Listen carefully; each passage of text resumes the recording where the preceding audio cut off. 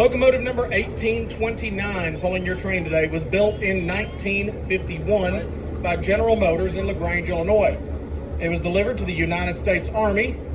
It was used at the Holston Army Ammunition Plant in Kingsport, Tennessee from 1951 until about 1993, at which time it was deemed as Army surplus. It was then put up for sale.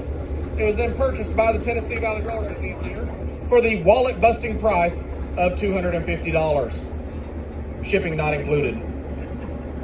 We thought it was such a good deal, we actually bought 3 of these engines, the 1824, the 1829, and the 1832. The 1832 ended up becoming a parts engine and has since been cut up for scrap. The 1824 is out of service pending mechanical repairs, and 1829, of course, is in service today for you to ride behind. This locomotive is what we call a GP7. GP means general purpose. This locomotive is right at home pulling freight trains, passenger trains, or switching cars in a yard or terminal.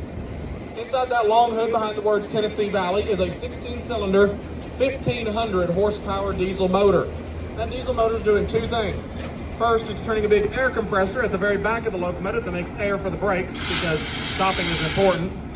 And then right behind the engineer's cab is a 600-volt direct current generator that diesel motor is turning. And that generator makes electricity, again at 600 volts direct current. That electricity goes to electric motors on each axle of this locomotive, and that is what ultimately moves the 1829 up and down the railroad. So it's known as a diesel electric locomotive. Now in the cab, make sure you wave at our engineer Zach and thank him for that nice ride he gave us over here today. Otherwise, he might just conveniently forget to reattach the locomotive to the other end of the train and take us home. Now go back to this diesel electric locomotive. That technology is actually dated back to the late 1920s and is still the same basic technology in use today in modern locomotives.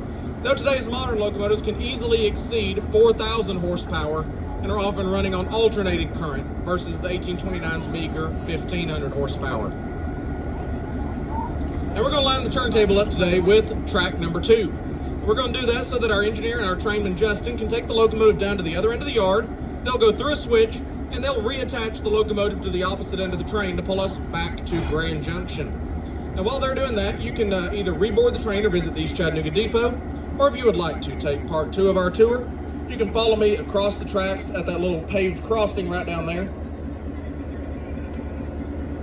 And we'll go across over to steam locomotive number 4501, and I'll teach you a little bit about how a steam locomotive operates.